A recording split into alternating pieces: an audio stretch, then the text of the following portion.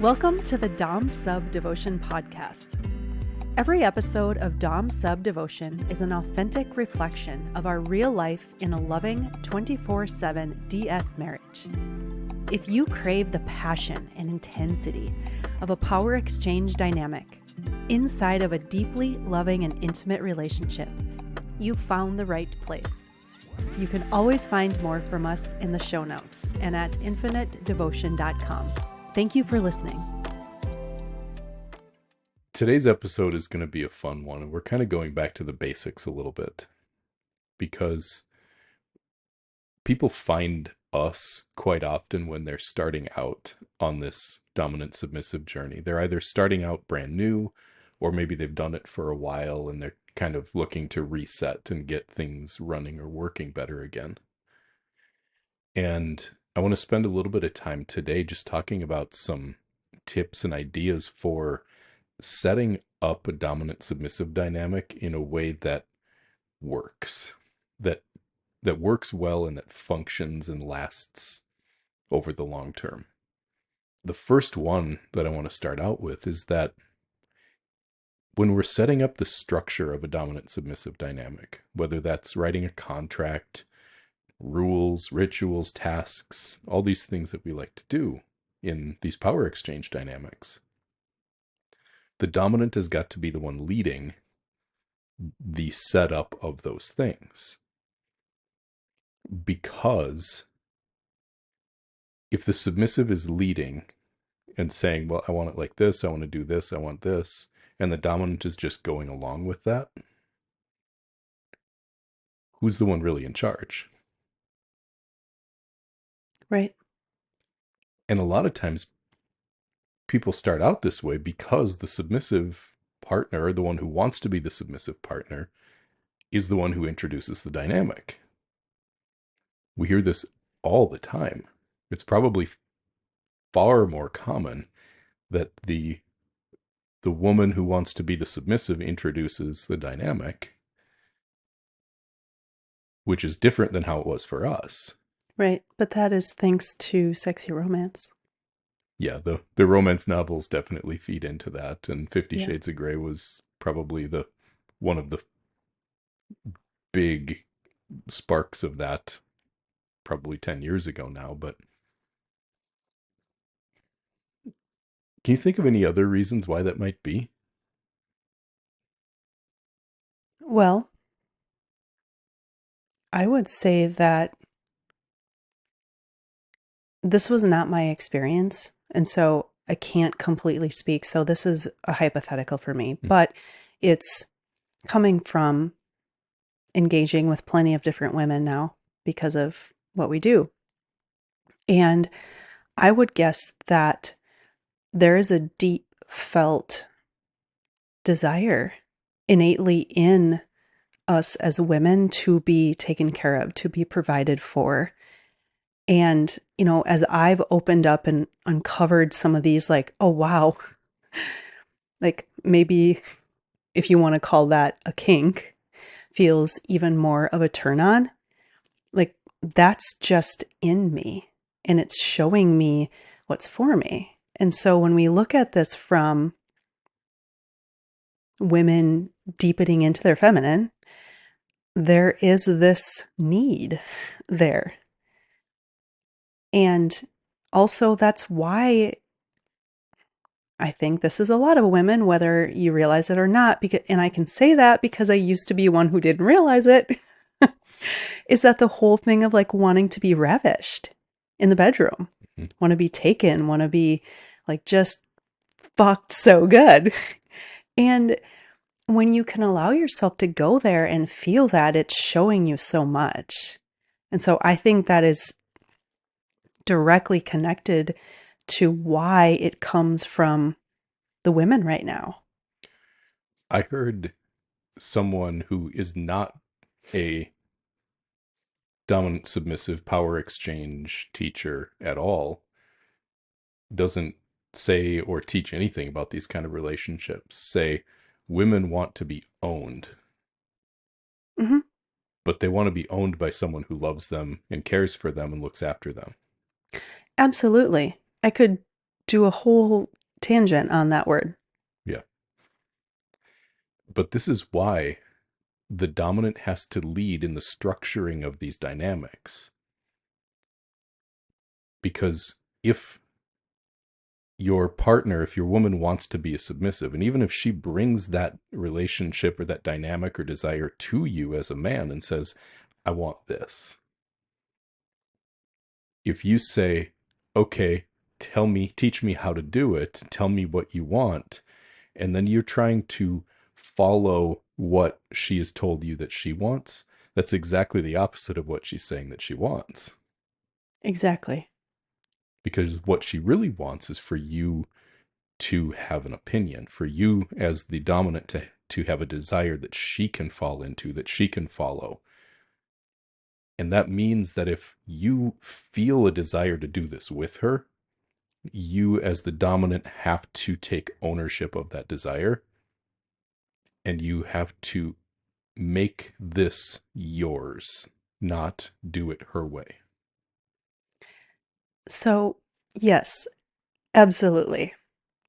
And I will add to this that if the woman is bringing this to her man because of reading sexy romance, it might be helpful for the man to read one of the books 100%. to get into what is it that she wants to experience and then talk about it together. Yeah, there needs to be lots of really good, deep, vulnerable conversations about what this is, what it means, why you want it. And that's where this power dynamic has to shift. If the submissive is the one who brings the dynamic to the dominant or the desired dominant, Mm-hmm. the at a certain point that dominant partner, to become the dominant partner, has to say, okay, this is how it's going to go. If you're the less educated, less interested party in that gets tough. So you've got to educate yourself. And part of educating yourself as that potential dominant or as that future dominant partner is asking your submissive for her information, asking her for her feedback, asking her for to share her desires, but not just doing that. Taking that in as valuable information to help you figure out what it is that you can do and lead to make this better, this relationship better. How does that play out for you in informing me about your desires? And how's that different than being the one who's deciding things? Well, if something comes to my mind on what I want to experience, such as an example from sexy romance, I can just bring it to you and just basically say, this turned my body on. Like, and just share with you what it was, what I felt, what felt exciting to me, where else my brain went. But for me, it's really about the feels. And that's what I bring to you. Yeah. And then it's my job to take that and mash it up with my own desires. It's not, okay, you want this now. How do I give that to you? It's here's something that I can now play with, but I'm going to do it in a way that's fun for me maybe on my timeline, maybe when you're not expecting it, maybe, whatever. But I can take that now and play with it rather than try to figure out how to give it to you. Because if I'm just trying to parrot back what you're telling me turned you on or is exciting for you, then you're just going to feel like I'm giving you what you want. And neither one of us is going to actually feel like I'm leading or you're getting to follow. Yes and no, because I feel like at the point where we're at, I know the energy behind anything that you bring to me now. Yeah. But we're So, talking to people at the beginning here. At the beginning, fair.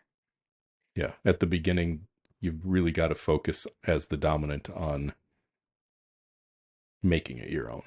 Absolutely. Mm-hmm. The next thing that I want to talk about for people who are getting started or trying to reset in this is setting yourself up for success by not starting too fast. Yes. Say that one again. You have to start at a pace that fits into your life and be realistic with the realities of your life. If you have 11 teen kids and you both work 60-hour weeks and Yikes. whatever, if your lives are really really full, you have to work with that reality. And there's no better place as you're growing into a dynamic to be than to be in a place where you are both craving more. Yes, because the opposite of that is getting to an overwhelm and feeling like you have to pull back. And that, like, we've seen people do this. And then there's feeling like failures, feeling like they need to give up, set it aside. I don't know if this is for me. Yeah, we've seen a lot of that happen. And if it does, that's okay. But we're putting some caution there. Yeah. Well, that's a part of what this episode is for, is for those, maybe it's for some of those people who have maybe started off and came out of the gate a little too hot Mm-hmm. and then realized, oh man, our lives don't allow for everything that we were trying to bite off at the beginning. So the opposite of that is really to look at, where can we have the most fun? What brings us the most excitement?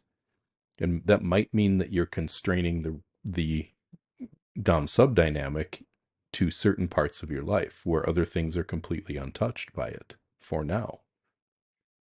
But if that's the case and both of you are wanting more, that's a really good place to be, because now you're going to start looking for opportunities to expand. You're going to start looking for ways to maybe change up your life a little bit to give you more of what you want.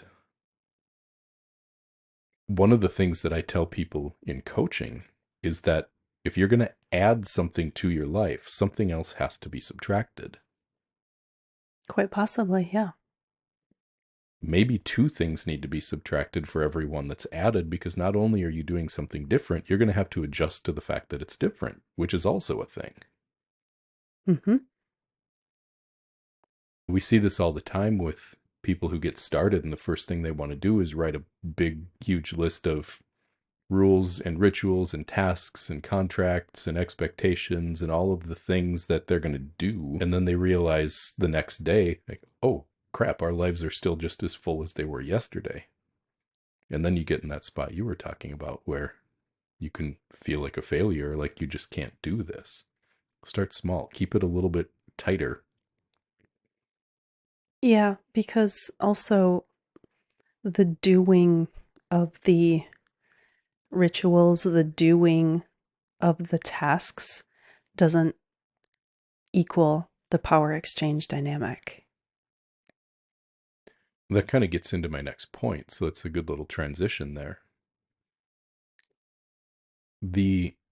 If you want this kind of a dynamic to work, especially if you're looking to do 24/7, if you're looking to do this over the long term with someone you love and someone you care about, you have to integrate the dynamic and your life.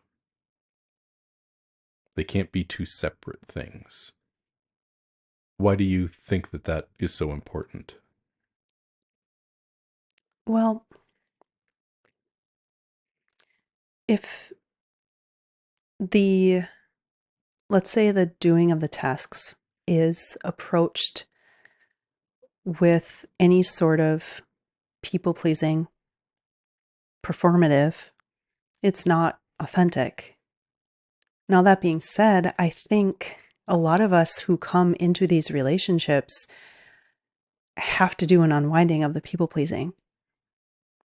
So it's normal to start something and then realize, oh, wait, do I actually want this? Like, what am I feeling because of this? Mm-hmm. And that's what I'm getting at by what I said previously, because what we're all after is this feeling that you get by being in the power exchange relationship dynamic. So that just takes time to deepen into the roles, if you will, from authenticity versus just trying to perform. Yeah, and like we were just saying before, if you have this busy, full life and you're looking at the Dom sub dynamic as all of these new things that we're going to add on top of everything that I'm already doing to be a human being, Mm-hmm. do you really have time for that? Do you really have the energy for that? Right. For example, if you add some sort of like bedtime ritual that takes 10, 15 minutes before you go to bed, like that's 10, 15 minutes every single day that now is going to be spent differently than it was before. And that doesn't sound like a lot of time. And it maybe isn't at the beginning, but it definitely has to be intentional about creating the space for it. And I do think that the way you set up our lives and how it's changed over the course of our dynamic is deeply supportive of what you've lined out in our things. And that's something that you can grow into as your lives change, Yeah. right? Yeah, because your lives are going to evolve. If you have kids at home, they're going to grow up. If you are working in a job, that job may change down the road. The things that are constraints now can evolve and change over time. So that may mean part of what you really want to do is something you get to look forward to in the future. Mm-hmm. We've been through that. We had two teenagers living in the house when we started, and now we have the empty nest, which completely changes how we're able to engage in this. Right. Totally. I was working a corporate type job when we started this, and now we do this for a living. So there is a lot that can be looked forward to if you're really committed to this over the long term. You, there's a lot to be excited for as life changes. The next tip or hint we have here for people who are newer at this or getting started is, like we mentioned, people will come out of the gate really hot because they're both excited. They want this. They're maybe really turned on by it. It maybe feels like something that's been bottled up inside of them for a long time is set free, and they want like everything right now. Mm-hmm. And they will jump a lot of times, like we did too. And almost everyone does this straight to, let's write a contract with all the rules, all the rituals, all the stuff that we're going to do. And the tip here is that actually comes last in setting up the dynamic, not first. What comes first is figuring out why the hell are you doing this in the first place? If all of the tasks and the rituals and the rules and the contract are just based on doing things that aren't connected to any purpose, they're going to get stale, they're going to get old, they're going to get boring, or they are going to fall to the bottom of the priority list. So if you want this dynamic to be sustainable and you want it to last over the long term, start with why you're doing this, why you want this dynamic. And so this gets to things like having a vision. What is this dynamic going to become? What's the objective or the whole point of doing this in the first place? And to come to that, you really do have to have some pretty vulnerable conversations. Yeah, ongoing. Yeah, all the time ongoing. And the parts of this that can feel especially vulnerable, just to name a few of them so people understand that this is normal. For the person who's maybe the one introducing this dynamic into a relationship or to a person who's new to it, there's vulnerability in admitting all of the things that you want, because there can be fears of that other person reacting poorly or not accepting it. So you can hold back and really not speak up for what it is that you want out of this or why you want it. Yep. There can be vulnerability on the part of the person who's new to this, even if that person is the dominant, of feeling like you're not going to be able to live up to these expectations or desires of the partner who has had this in their fantasy life or their imagination or maybe their actual experience before. I can say that was me because I really didn't even know what this was. And I knew how important it was to you. And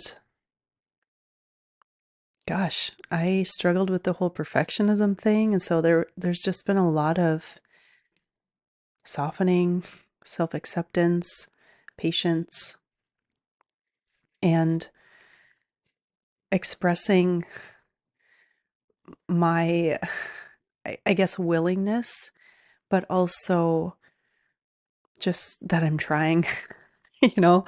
So you didn't feel like, for lack of a better way to say this, that I wasn't doing anything because this work is deep for it to truly be authentic. The important thing here for the person who is the new one or the one who's getting this brought to them is that your partner is looking for your participation, not perfection. Well, I would hope so anyway. Right. And if you were the one bringing this to someone who's new to it, look for participation, not for perfection. And when I say participation, I mean, like you said, trying, putting in effort, acting like it mattered to you was important to me. It was also sexy to me. And it still is. When I see you investing in your submission in some way, sharing it, speaking about it, talking to other people about it, taking ownership for yourself in new desires that you bring to me, whatever it is, it's incredibly sexy to me.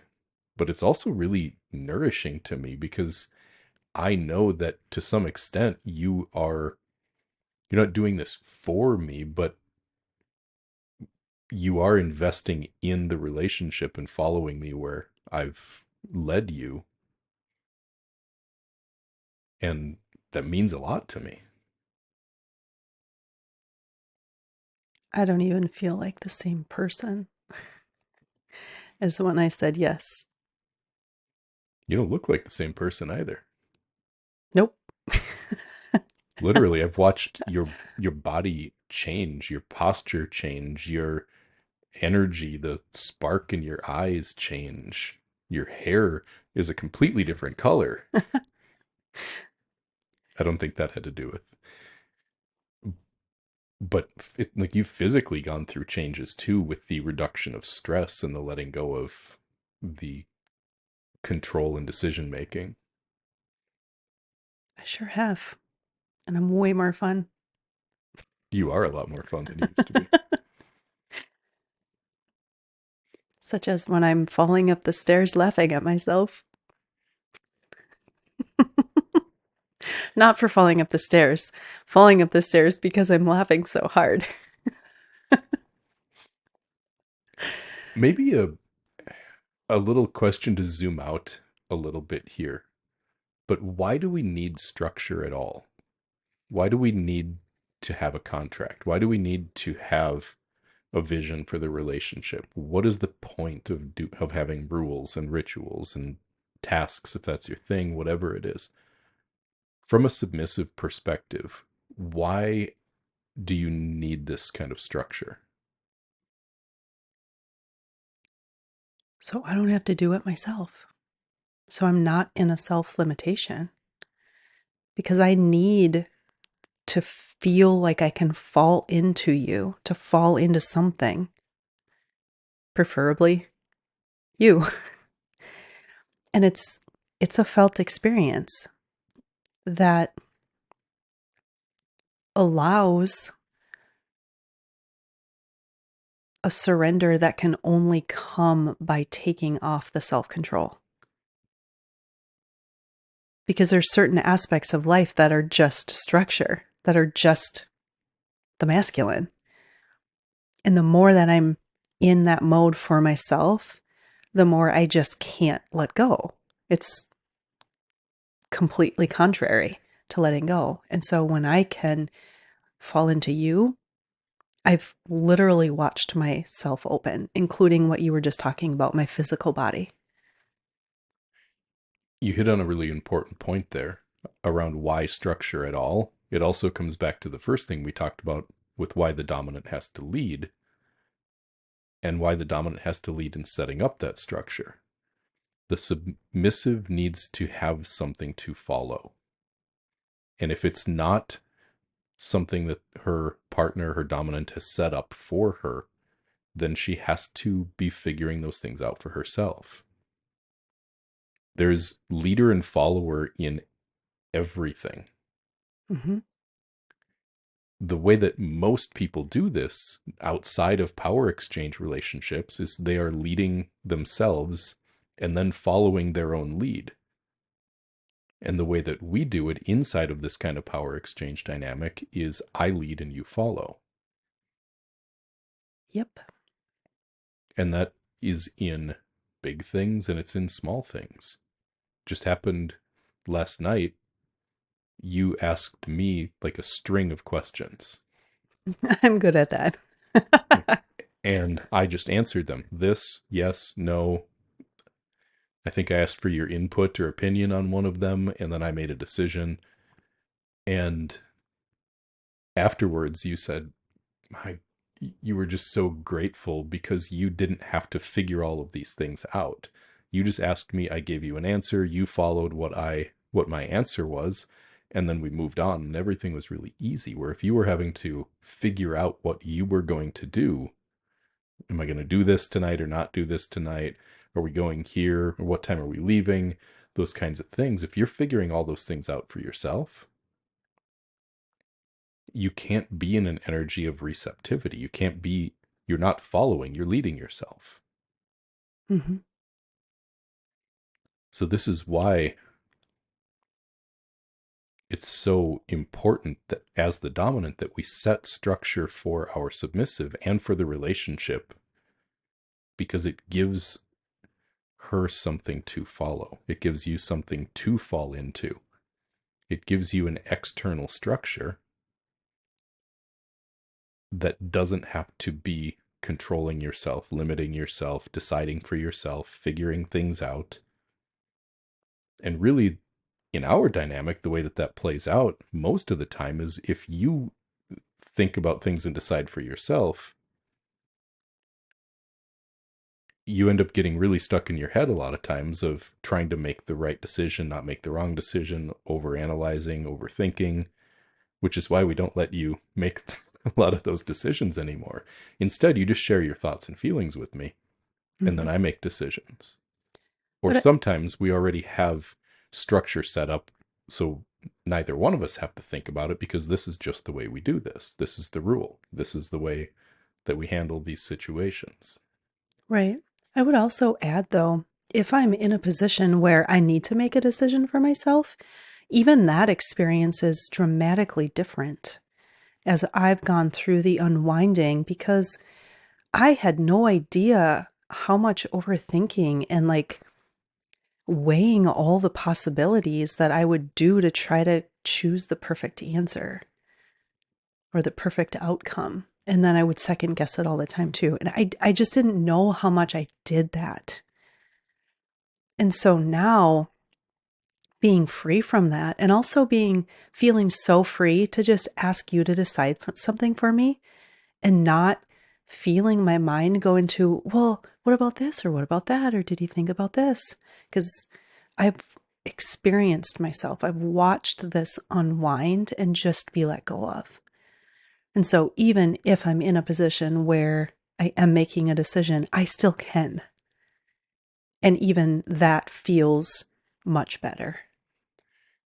Yeah, I've watched this happen for you. It's not like you lost or will ever lose the capability to decide, do I want a burger or a chicken sandwich for yourself? Right. You're not being turned into a blank slate who just stares and waits to be told what to do. But in reality, by not having to be the one to make every single decision for your life, it's lowered like the baseline stress level and the level of discomfort in your system to a point where when you do like go out with friends by yourself, or you are visiting family or whatever, and you're the one in charge, or you're the one making decisions, you're much better at it than you used to be because you're not always overthinking. Right. Sometimes you do text me and ask me what to pick off of a menu for, or what you would pick off of a menu. I like doing that. That's fun. Or I'll tell you before you go Hmm. what kind of drink you're going to order. Or I love that because then I still feel you there with me. I love that so much. another important thing to consider in setting up any new dynamic is who the dominant or what the dominant is accountable to. A lot of times these dynamics get set up where it's the dom telling the sub what to do. And then there are all of these repercussions and ramifications if the sub doesn't do the things that the dom says. And that can be a fun part of it. It's a fine part of it. And if that's how you want your dynamic to work, that's great. But there also needs to be in the structure of the relationship some sort of accountability for the dominant. Because guess what? I fuck up too. I make mistakes. I have my failures. And this isn't just you are accountable to me and I'm accountable to no one. So you need to have, in structuring this relationship, you need to have some thought to what is it that the dominant is accountable to. That's a very good point. A couple of ideas on that. Number one, friends, community, other people who are in this lifestyle who, as the dominant, that you have relationships with, that know what happens inside of your dynamic and who can call you out if you are not living up to your word or you're not acting in integrity. That's one. Working with a coach or somebody that you can have as external accountability is another way to go about that. There's always going to be, and there has to be, internal accountability. Some people would say that the accountability is with God or with the truth or with integrity or with their values, however you want to say that or however it feels right to you. I know that first and foremost, I am accountable to myself because I hold myself to a standard. And if I do not live up to that standard, I am the first one to take ownership of that fact and to change the way that I'm behaving and acting and apologize if necessary. But apologies not just as words, apologies as changes in behavior. From a submissive perspective, why is that important that the dominant has some sort of accountability? He can become domineering, almost as if he's on a pedestal. Like, I'm better than you. I've got this. I know what I'm doing. I'm in charge kind of energy. So the way I see this is showing, like, it shows me that you care about the truth and you have a heart. And so it's through that that I actually feel your commitment to making our lives better together, not just bossing me around. Because again, that doesn't make the dynamic. That's not the power exchange just because you tell me a list of tasks to do. It's the energy flow. It also shows me that you're taking responsibility for yourself and becoming the best you can be. And when we have lived a lot of our lives through an ego, it is very valuable to have someone who can just help you, especially when it is requiring the dominant to connect deeper to the truth through his own body. And I'd have to imagine that's a process, just like it's a process for me to do the same in the unwinding and connecting to the deeper wisdom that can come through me. It wasn't always easily accessible for me at all. I would have said, I don't have it. Well, it gets at humility. Yeah, that's a great word. Perfect. To be a dominant doesn't mean that I have to not care about what you want and only think about myself and boss you around and make you do things. One of the most asinine, ridiculous things I've ever heard by anyone who teaches about these power exchange dynamics is that somebody actually said that submission doesn't start until you're doing something you don't want to do. Oh, I remember hearing that a long time ago. Fuck no. That's like saying consent doesn't even exist. Exactly. So the reality is that we can be humble as dominants. We can have the humility to not need to be in control of everything all the time. We can even have the humility to say and to recognize that I'm still leading if I am asking you for your input, for your opinion, for your desires, for you to share. Let's use the vanilla example of picking a restaurant to go out to dinner. If I'm trying to play the controlling, domineering dominant in my own head, I'm going to try to think about where do I want to go? Maybe even where you would not want to go and make you go there with me because I'm trying to be as dominant as I can. Okay. Well, the excessively soft pleaser energy would be for me to ask you where you want to go and act like I don't have an opinion at all and then just go where you want to go. Mm-hmm. But then maybe try to shroud it in dominance by telling you what time we're leaving or telling you what to wear or Mm-hmm. something like that. The way that we do this in an integrated way is I ask you for your thoughts, opinions, any ideas, anything you want to share with me. And then I take that in. You might say, don't want this kind of food. I'd really like to wear this outfit, so I'd like to go somewhere that would be suitable, whatever. And then I pick a place because I think about what you want and also what I want, and I try to find a win-win.